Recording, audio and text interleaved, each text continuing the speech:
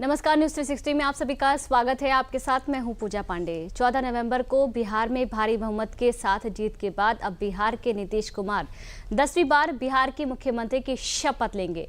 खबर बिहार और यूपी के सियासत में बढ़ती बयानों की सरगर्मियों की भी है। आपको यूपी में SIR पर जारी तकरार और पलटवार के बारे में भी बताएंगे।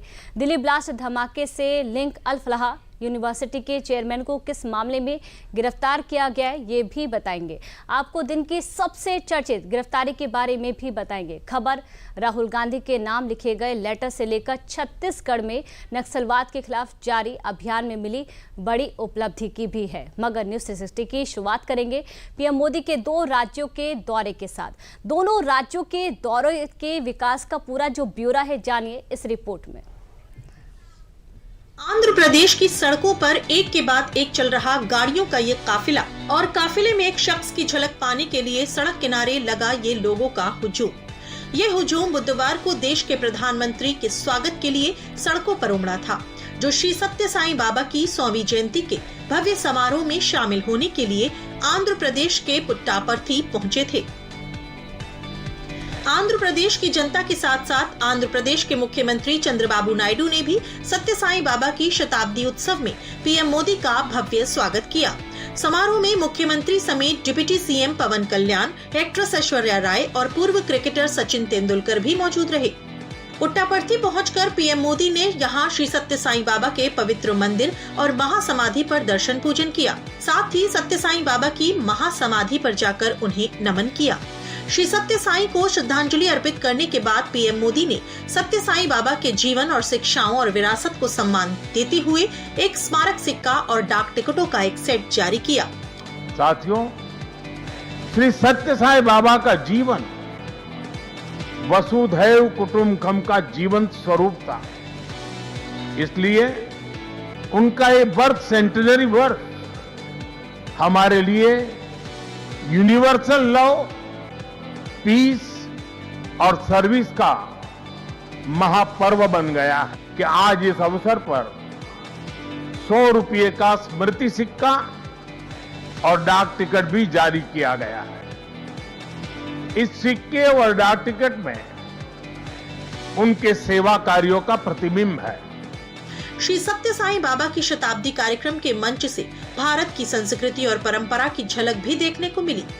कार्यक्रम के दौरान जब सब लोग मंच पर मौजूद थे, तब ऐश्वर्या राय बच्चन ने PM मोदी के पैर छूकर उन्हें प्रणाम किया, जिसके जवाब में PM मोदी ने ऐश्वर्या राय के सिर पर हाथ रखकर उन्हें आशीर्वाद दिया। साथ ही बॉलीवुड अभिनेत्री ऐश्वर्या राय बच्चन ने मंच से लोगों को जाति, धर्म और भाषा को लेकर बड़ा संदेश दिया। There is only one caste, the caste of humanity. There is only one religion, the religion of love. There is only one language, the language of the heart, and there is only one God, and He is omnipresent. Sai Ram, Jai Hind. Andhra Pradesh के पुट्टापर्थी में भारतीय संस्कृति का परचम लहराने के बाद PM Modi देश के अन्नदाता किसान को बड़ी सौगात देने के लिए तमिलनाडु के कोयम्बटूर पहुंचे, जहां पर भी लोगों ने उनका भव्य स्वागत किया। कोयम्बटूर में PM मोदी ने दक्षिण भारत प्राकृतिक खेती सम्मेलन का उद्घाटन करने के साथ ही देश के किसानों को बड़ी सौगात दी। PM मोदी ने बुधवार को PM किसान सम्मान निधि योजना की 21वीं किस्त जारी की। PM ने तमिलनाडु के कोयम्बटूर से देश भर के करीब 9 करोड़ से ज्यादा किसानों को खाते में 18,000 करोड़ रुपए से ज्यादा ट्रांसफर किए। दक्षिण भारत प्राकृतिक कृषि शिखर सम्मेलन 2025 का उद्घाटन भी किया। 19 से 21 नवंबर 2025 तक सम्मेलन का आयोजन। सम्मेलन में 50,000 से ज्यादा किसानों की भागीदारी, किसान संगठनों और स्टार्टअप्स का संगम, टिकाऊ और रसायन मुक्त खेती पर फोकस, पर्यावरण अनुकूल कृषि पद्धतियों को बढ़ावा देना उद्देश्य और प्राकृतिक कृषि को बढ़ावा देने का बड़ा प्रयास। किसानों को बाजार से जोड़ने का फोकस, किसानों को एक जगह मिलेगी नई तकनीक और समाधान। दक्षिण भारत प्राकृतिक कृषि शिखर सम्मेलन 2025 का उद्घाटन करने पहुंचे थे।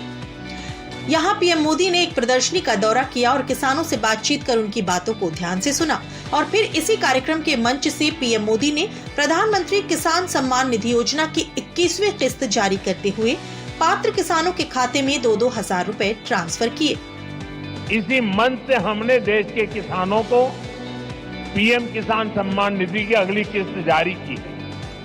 देश के कोने कोने में किसानों को 18,000 करोड़ रुपए ट्रांसफर हुए हैं। यहां तमिलनाडु के भी लाखों किसानों के खाते में पीएम किसान सम्मान निधि के पैसे पहुंचे हैं।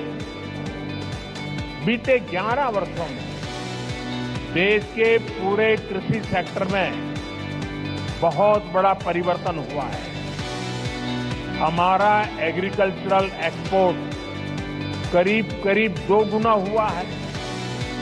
खेती को आधुनिक बनाने के लिए सरकार ने किसानों को मदद देने का हर रास्ता खोला है।